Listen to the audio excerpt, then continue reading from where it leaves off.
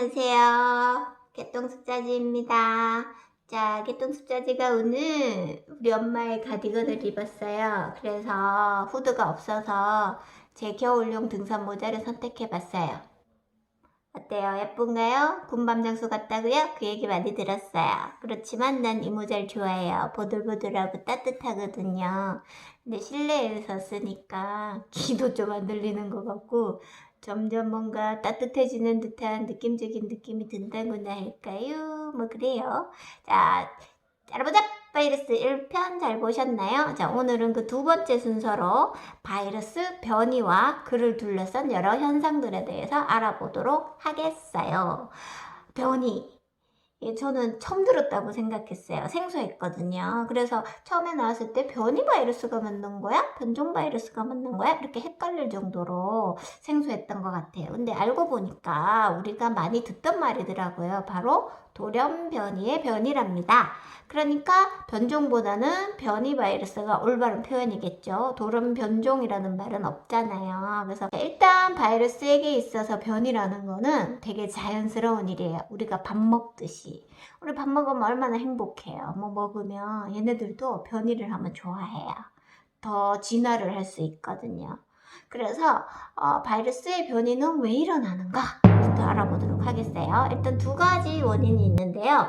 첫 번째는 바이러스가 작고 단순하기 때문이고요. 두 번째는 바이러스의 생존을 위해서입니다. 살기 위해서라는 뜻이죠. 자, 일단 바이러스는 작고 구조가 단순하기 때문에 복제가 쉬워요. 복제가 되게 빨리 일어난다는 얘기죠. 복제가 빨리 일어나기 때문에 변이가 발생하기가 쉽다라는 거죠. 그러니까 이거를 복제를 하려면 똑같은 거를 만들어야 되는데 한 이쯤 복제를 했는데 야 됐어 통과 이렇게 해버린 거죠. 화끈해요. 성격이 킹왕짱이에요. 자, 그 다음에 두 번째는 이 작고 단순하기 때문에 기능이 좀 떨어지나 봐요. 단순하니까 기능이 좀 없는 게 많겠죠. 그래서 자기들을 보호하는 기능이 떨어진다고 합니다. 그래서 숙주의 유전자 물질이랑 잘 섞인대요. 그래서 바이러스는 작고 단순하기 때문에 복제 주기가 빨라서 변이도 많이 발생하고 또 자기의 보호 기능이 떨어지기 때문에 이 숙주의 유전자 물질과 잘 섞인다.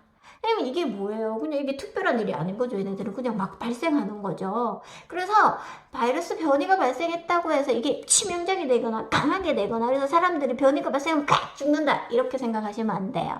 대부분은 무의미하게 그냥 계속 일어나는 현상이에요. 특히 DNA 바이러스보다는 RNA 바이러스가 구조상 훨씬 변이가 많이 발생할 수 있겠다. 바이러스뿐만 아니라 모든 생물의 목적은 바로 생존이죠. 생존. 살아남기 위해서. 근데 우리는 생존을 위해서 먹고 에너지를 만들고 이러면 되잖아요. 근데 얘네들은 혼자서는 에너지를 못 만들죠. 반드시 누가 있어야 된다? 숙주가 있어야 된다. 그럼 바이러스의 숙주가 되는 애들은 누구인가? 바로 식물, 동물, 심지어는 세균. 더 심지어는 작은 바이러스는 더 큰 바이러스에 기생을 한다고도 합니다. 정말 바퀴벌레급 생존력이죠. 이렇게 숙주가 다양하다 보니까 이게 막 바이러스가 여기서도 살고 저기서도 살고 거기서도 살고 그럴 수 있느냐? 그럴 수 없습니다. 왜냐? 그러면 우리가 숙주 입장에서 한번 생각을 해봅시다. 숙주 입장에서 보면은 자, 세포내로 좋은 물질은 받아들이고 나쁜 물질은 막아야지 얘가 좋은 환경에서 잘 살 수가 있겠죠. 그래서 나쁜 물질을 막기 위해서 얘는 자물쇠를 하나 만들어 놓습니다. 그래서 이 자물쇠에 알맞은 열쇠를 가진 애만이 세포 안으로 들어올 수 있게 하는 거죠. 이 자물쇠를 뭐라고 하냐면 바로 수용체라고 하는 겁니다. 수용체. 자, 이 수용체에 알맞은 열쇠를 가진 애들만이 여기 들어올 수가 있는데요. 문제는 모든 생물들은 각기 다른 수용체를 가진다는 겁니다.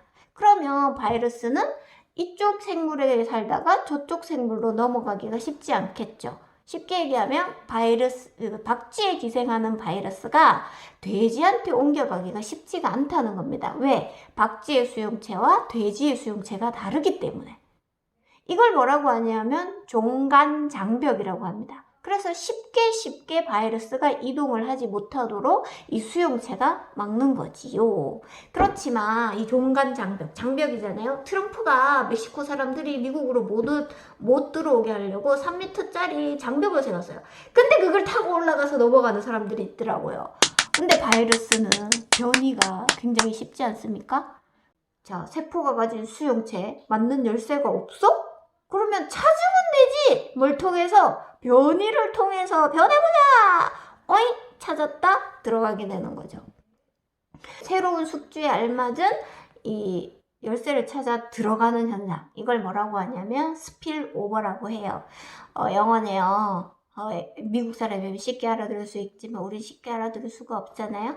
쉽게 우리나라 말로 표현하자면 종간 바이러스 이동이라고 하는 겁니다. 바로 이 종간 바이러스 이동 역시 뭐다? 이 변이를 통해서 이루어진다. 종간 바이러스 이동이니까 막 식물에 살던 바이러스가 동물로 옮겨질 수 있냐? 여기서 종간이라는 거는 그런 걸 얘기하는 게 아닙니다.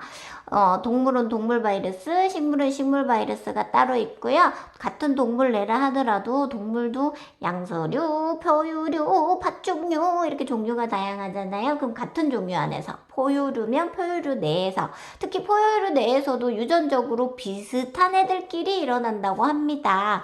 그래서 사스, 메르스, 코로나19 이 얘네들은 모두가 박쥐에서 인간으로 유래된 그런 바이러스인데요. 근데 뭐 박쥐에서 바로 인간에게 전해진 게 아니라 박쥐와 유사한 다른 동물을 거쳐서 인간에게 전해집니다. 이런 걸 중간에 있는 애들은 매개동물이라고 하는데요. 이 낙타우유 드시지 마세요. 낙타고기 드시지 마세요. 이랬던 유명한 메르스 바이러스 같은 경우에는 박쥐에서 낙타를 거쳐서 우리에게 전해진 대표적인 거죠. 그래서 박쥐는 포유류 중에서도 많은 바이러스를 가지고 있는 애로 유명해요. 이거는 나중에 다룰 텐데요.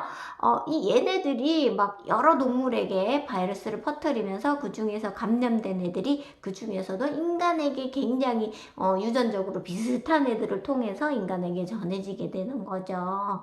그렇습니다. 자, 바이러스의 종간 이동이 일어나고 난 다음에는 바이러스는 변이를 멈출까요? 아니죠. 우리의 바이러스 씨는 우리가 숨 쉬듯이 변이를 일으키는 아이 아니겠습니까?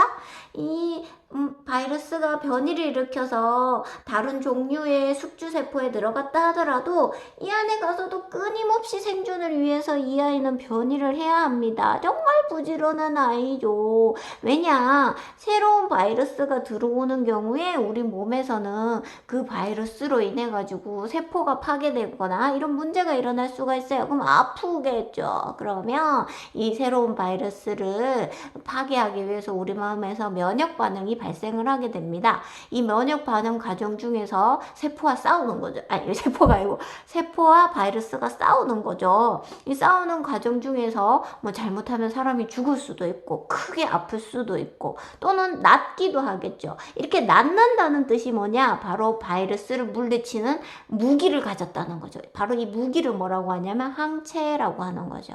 그래서 바이러스가 인체 내로 들어와서 우리 몸에서 면역 반응이 발생하고 그 과정 중에 바이러스에게 이기게 되면은 우리는 항체를 갖게 되고 그 다음에 같은 종류의 바이러스가 들어오면은 야, 너 저번에 걔구나. 내가 너 이렇게 이겼어. 이러면서 같은 방법으로 물리치게 되는 겁니다. 즉 항체를 가지면 같은 종류의 바이러스가 들어왔다 하더라도 다음에 물리칠 수 있게 되는 거지요. 그러면 바이러스 입장에서 보면은 항체가 형성됐다고 포기하겠습니까?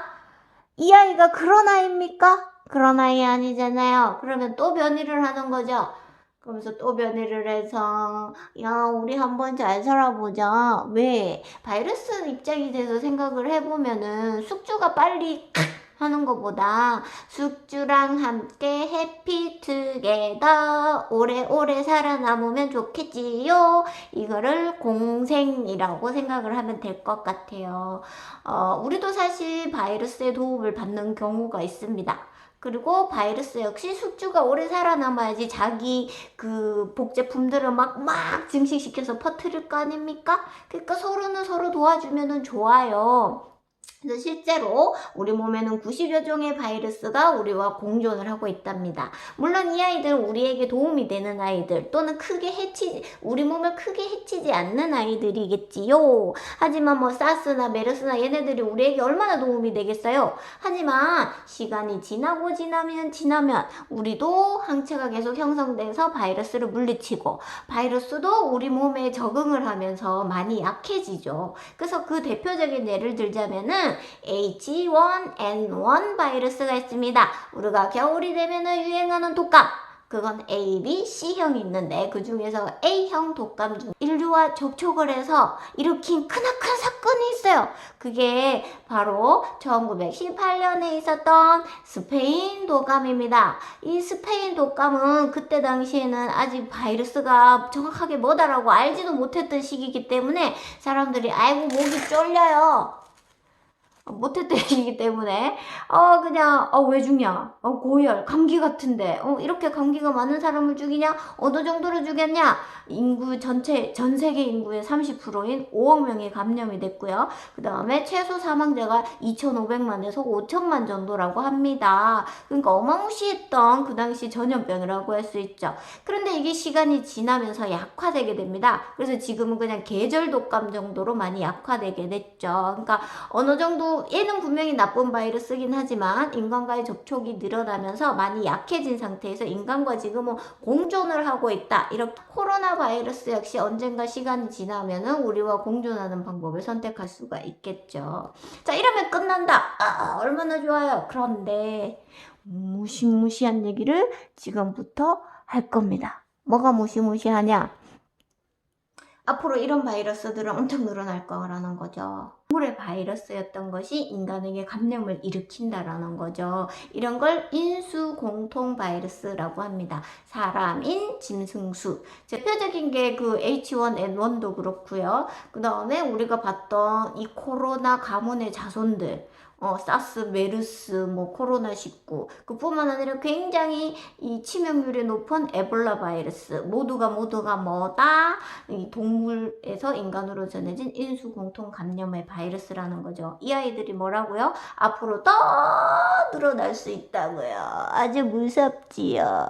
그러면 왜 이렇게 얘네들이 많이 늘어나게 될까요? 궁금하죠? 그건 다음에 알아봐요.